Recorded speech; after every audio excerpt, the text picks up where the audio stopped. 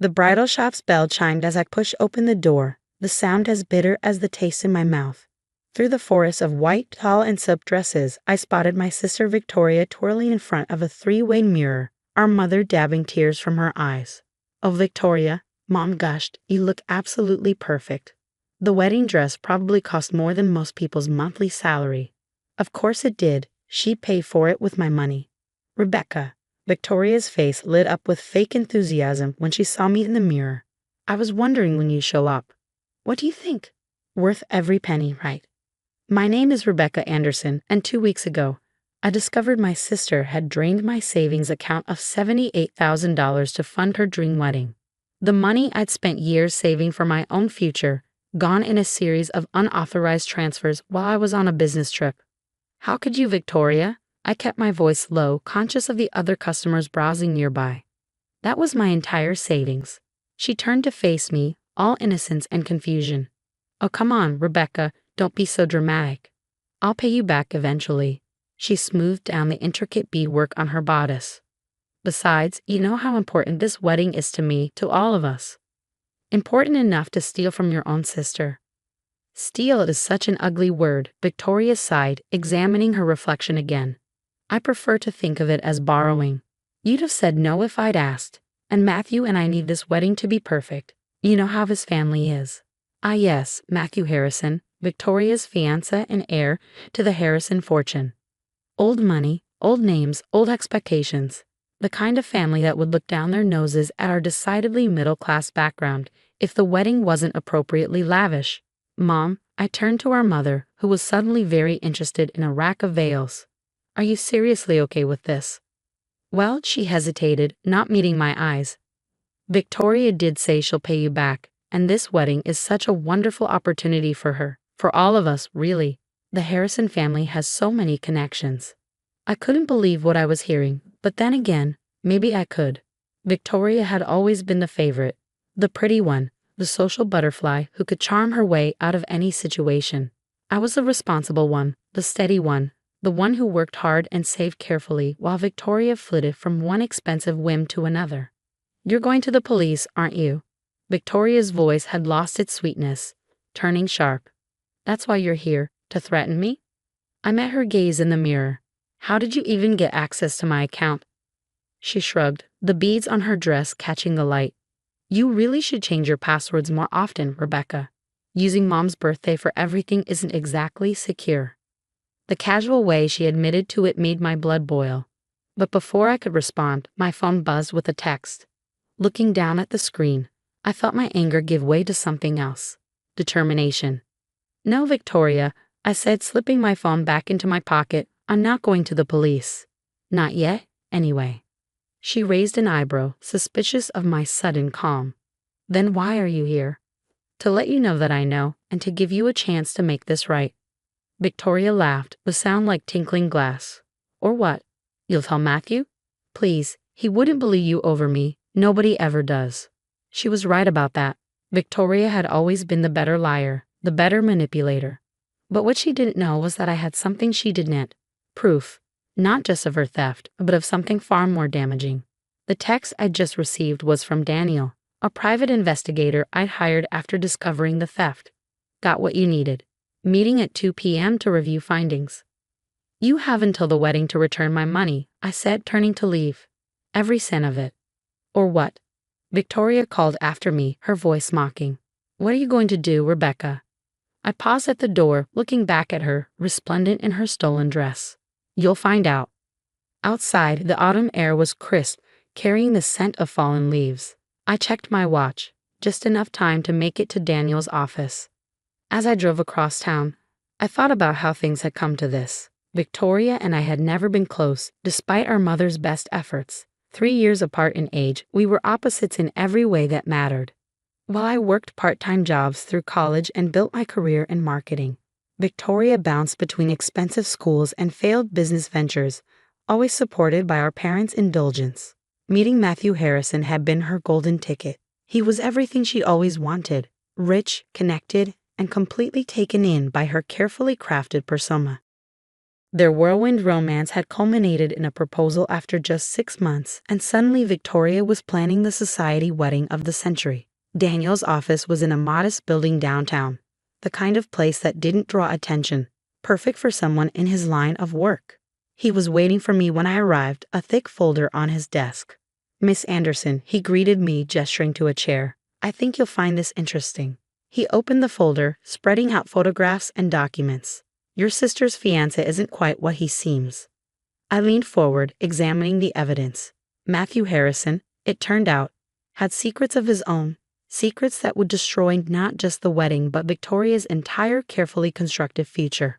"Are you sure about this?" I asked, picking up a particularly damning photograph. Daniel nodded grimly, every bit of it verified. "The question is, what do you want to do with it?" I sat back, thinking about Victoria in her stolen wedding dress, so confident in her immunity from consequences. First, I want copies of everything. And then for the next hour, Daniel and I mapped out a plan. It wasn't just about getting my money back anymore. It was about teaching Victoria a lesson she'd never forget. That evening, my phone lit up with texts from our mother, begging me to be reasonable and think about the family. I ignored them all. Instead, I focused on organizing the information Daniel had provided, building a case that would shatter Victoria's perfect wedding plans. The next morning, I woke up to an email from Victoria. "Dear Rebecca, I know you're upset, but you're being childish about this. The money is spent, deposits paid, contracts signed. There's no going back now. Besides, once I'm married to Matthew, I'll have more than enough to pay you back. Just be patient and don't ruin this for everyone. Love, Victoria." Her arrogance was breathtaking. She really believed she could steal my life savings and face no consequences. That's what a lifetime of indulgence had taught her, that rules didn't apply to her, that she could take whatever she wanted.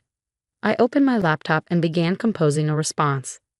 "Dear Victoria, you're right, the money is spent. But before you get too comfortable with that thought, you might want to ask Matthew about his monthly trips to Vegas and about Sophie. Love, Rebecca." I didn't send it, not yet. But soon, very soon, Victoria would learn that her perfect life wasn't as secure as she thought. Over the next few days, I watched as wedding preparations continued at a frenzied pace.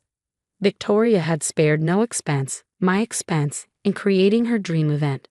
The venue was a historic mansion outside the city. The guest list included local celebrities and politicians, and every detail was meticulously planned to impress Matthew's family. I received an invitation in the mail, cream-colored paper with gold embossing.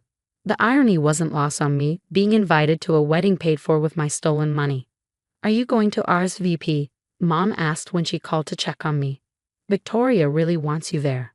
"Oh, I'll be there," I assured her. I wouldn't miss it for the world. The week before the wedding, I met with Daniel again. He had more information, bank records, text messages, surveillance photos. Matthew Harrison wasn't just cheating on Victoria. He was involved in something much darker. "Are you sure you want to go through with this?" Daniel asked as I reviewed the new evidence. "Once you start, there's no going back." I thought about Victoria's smug face in the bridal shop, about years of watching her take and take while I worked and saved, about her complete lack of remorse over stealing my future. "Unsure," I said firmly. "She needs to learn that actions have consequences." The morning of Victoria's wedding dawned bright and clear, perfect weather for a perfect day. I dressed carefully in the pale blue bridesmaid's dress she'd chosen, doing my hair and makeup with precise attention to detail.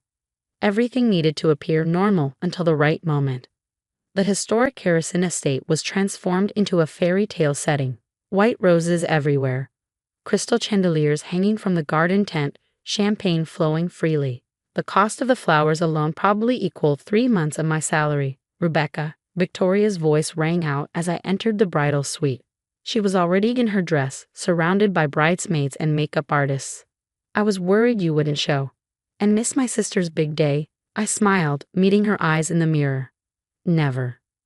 For a moment, something like uncertainty flickered across her face. My email about Sophie must have rattled her, though she'd never responded to it. But then her perfect bride mask slipped back into place. "Well, good," she said, turning back to her reflection. "Everything needs to be perfect today. Matthew's entire family is here, and they're already." "Already what?" She sighed, adjusting her veil. Let's just say they have certain expectations. This wedding needs to go exactly as planned. I thought about the manila envelope in my car, about the text messages I'd scheduled to send at precise intervals throughout the day. Don't worry, Victoria. Everything will go exactly as it should. The ceremony was scheduled for 4 p.m. at 2:30. While Victoria was having final photos taken with our parents, I sent the first text to Matthew. Just 3 words. I know about Sufi. I watched from across the garden as he read it, his face paling slightly before he quickly composed himself. He glanced around, trying to spot the sender, but I was already walking away.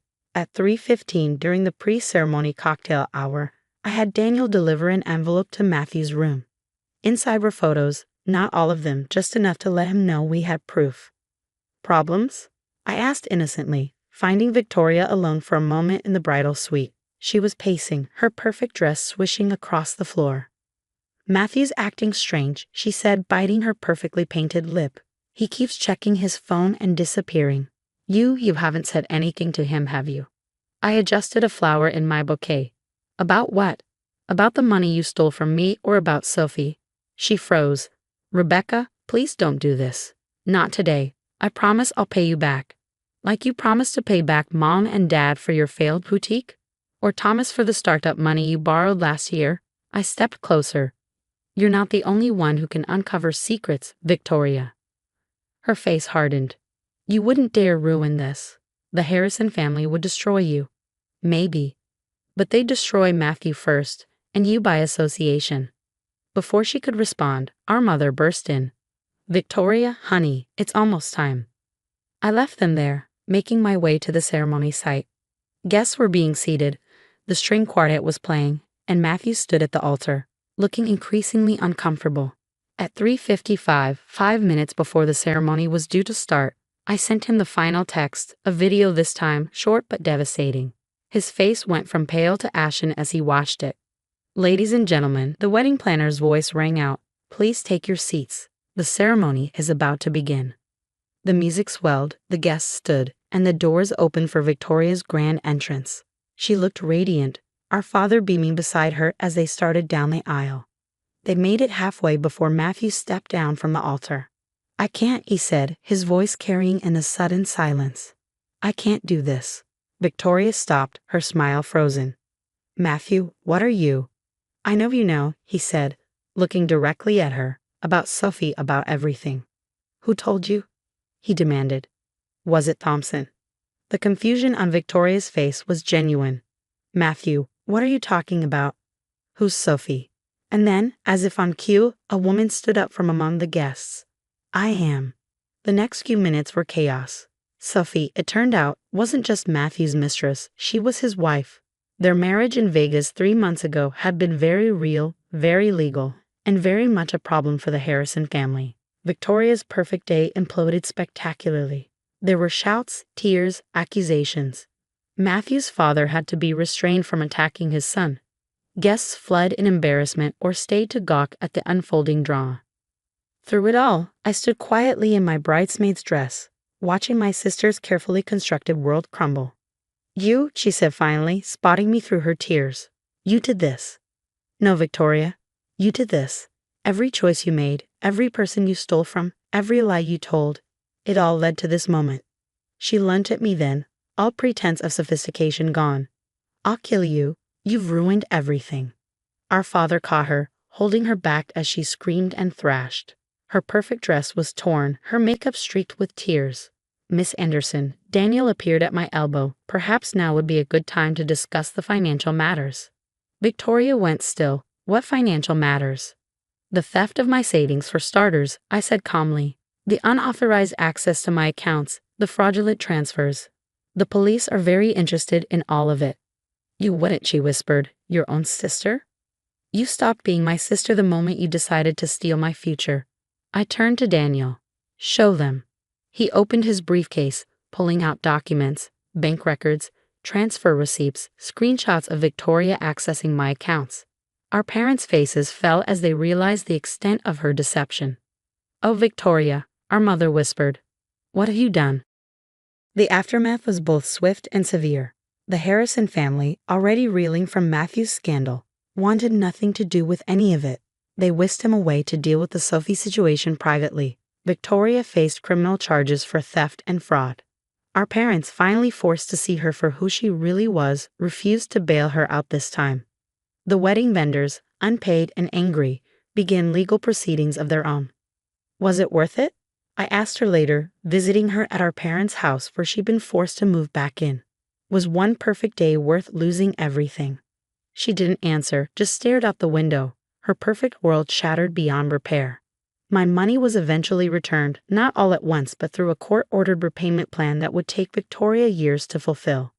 The wedding vendors claimed everything else, selling off the unused decorations and Victoria's dream dress to recoup their losses. A year later, I sat in my new apartment, paid for with the savings I'd rebuilt. A wedding invitation lay on my coffee table, not Victoria's this time, but mine own.